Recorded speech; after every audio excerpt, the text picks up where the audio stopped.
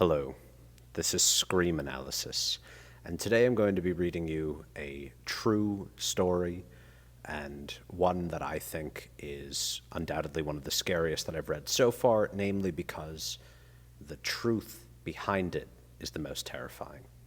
So stick with me through the story, and we will get to my psychological analysis at the end.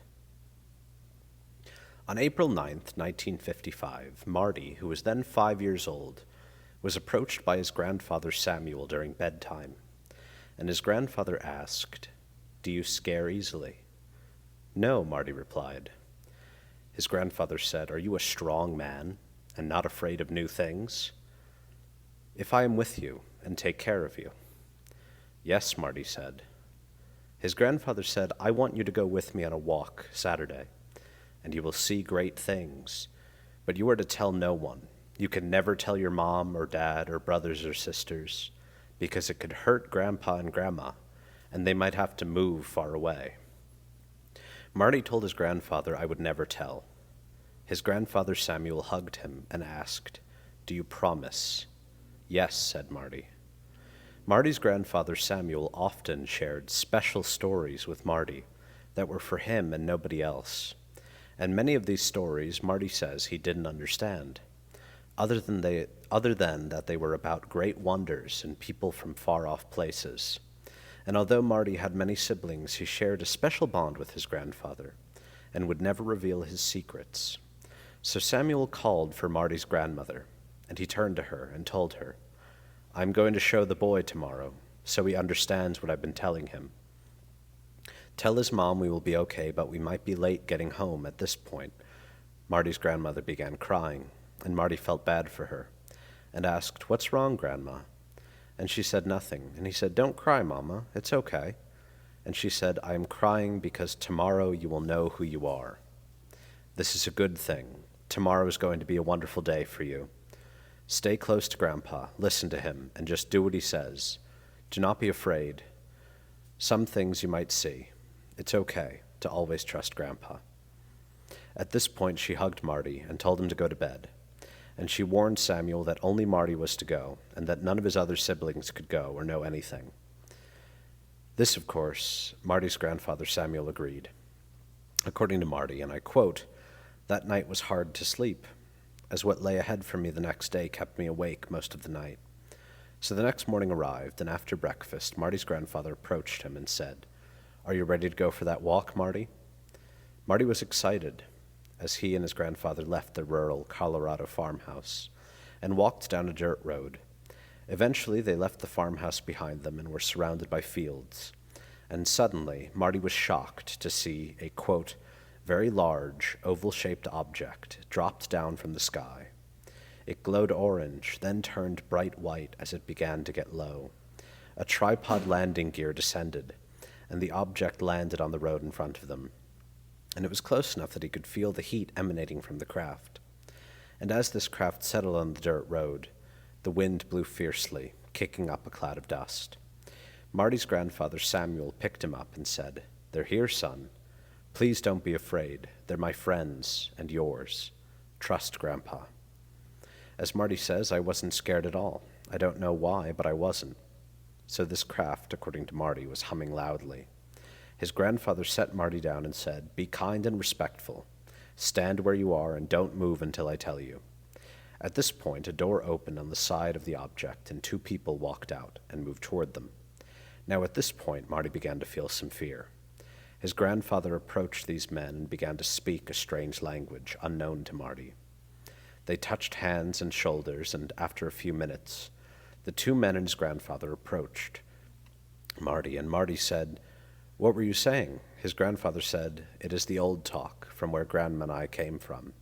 And he pointed to one of the figures, a man with a blue shirt and white pants, and said, 'This person is a friend of Grandma's. I want you to touch his hand and say hello to Ostino. Go with him, and I'll meet you inside in a few minutes. You will be okay. No matter what, don't speak until they tell you to. Do you understand, Marty?'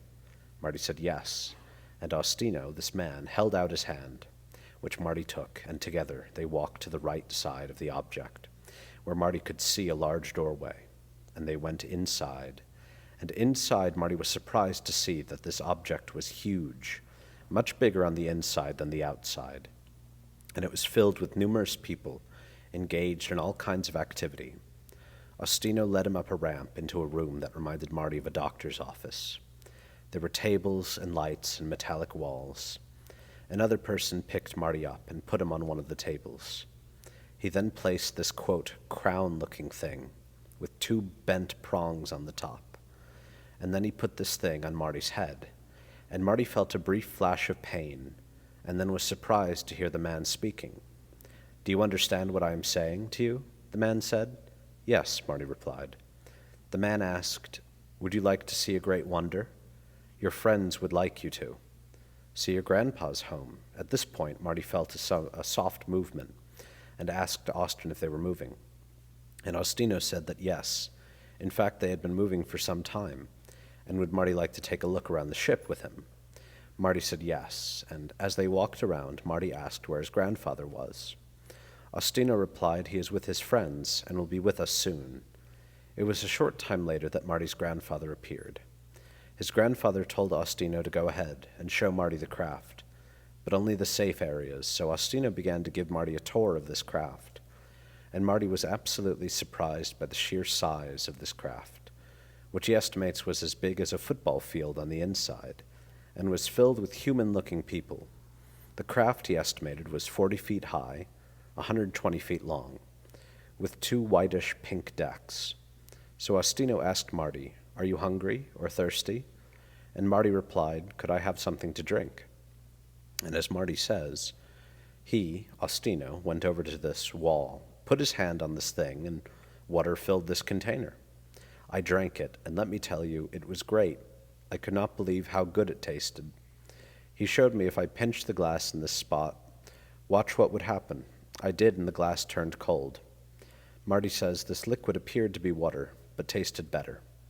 And Marty asked Ostino, holding this glass, "Can I keep it?" Ostino replied, "No, it has to stay here." And next, Ostino showed him the engine room, which made a low humming noise. And he told Marty that their engines ran on water, and with the aid of Earth's magnetic field.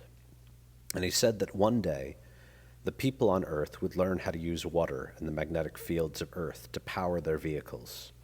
And he explained that their own engines allowed them to go as fast or slow as they wanted, and that they could slip into and out of time at will. So even at that age, Marty was very impressed, and he told Ostino he wanted to become a pilot when he grew up. And then he asked Ostino, "Where do you come from?" Ostino replied, "We come from between my time and yours. We come from a place here on Earth, but beneath your time, in a different phase. We are with you all the time. You will learn more as you get older. You are the first in a long time to come and know these things. We are a good people, and one day you will understand. But not now. Let's go to your grandfather." At this point, they walked through the crowded hallways until they found Marty's grandfather, who scooped Marty up into his arms. At this point, his grandfather pulled his helmet from his head and returned it to Ostino. Marty speculates that this was a translator helmet that allowed him to communicate with these ETs. At that point, there was a soft thump, and suddenly Marty found himself being carried outside the craft by his grandfather. This ship was not still parked on the dirt road next to them.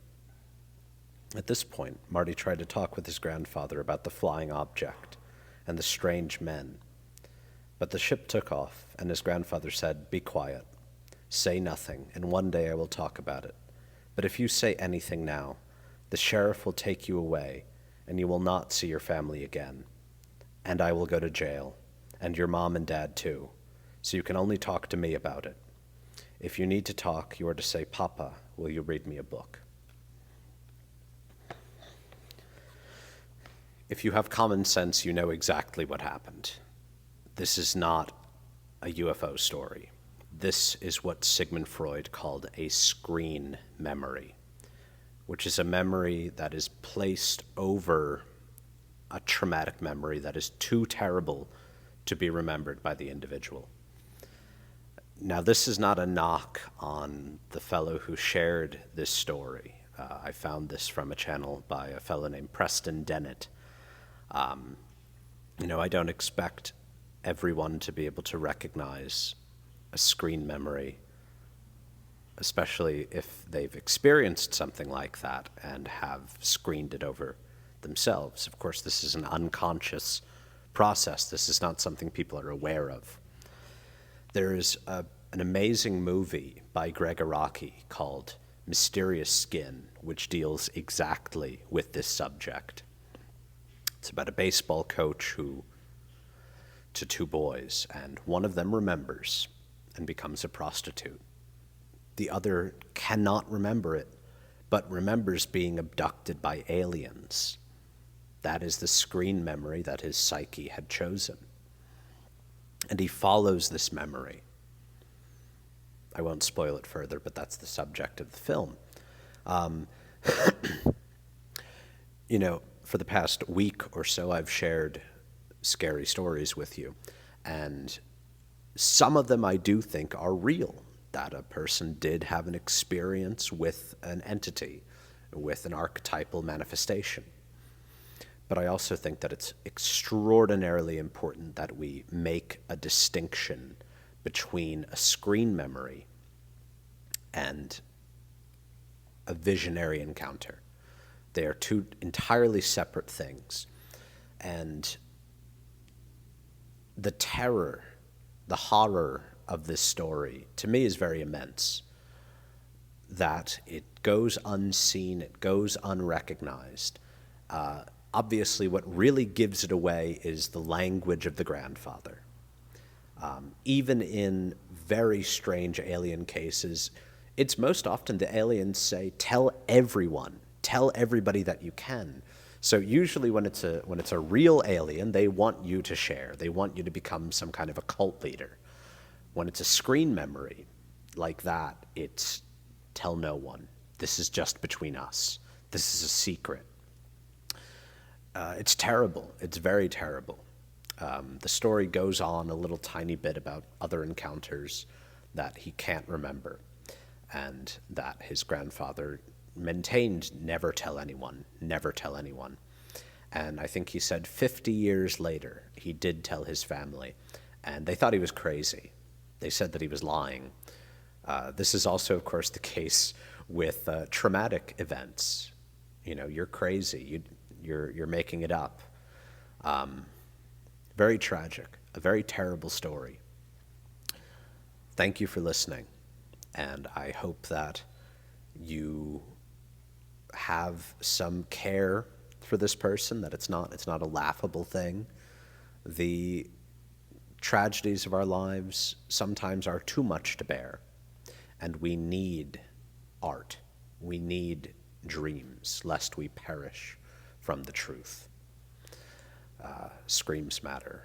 Mwahahaha.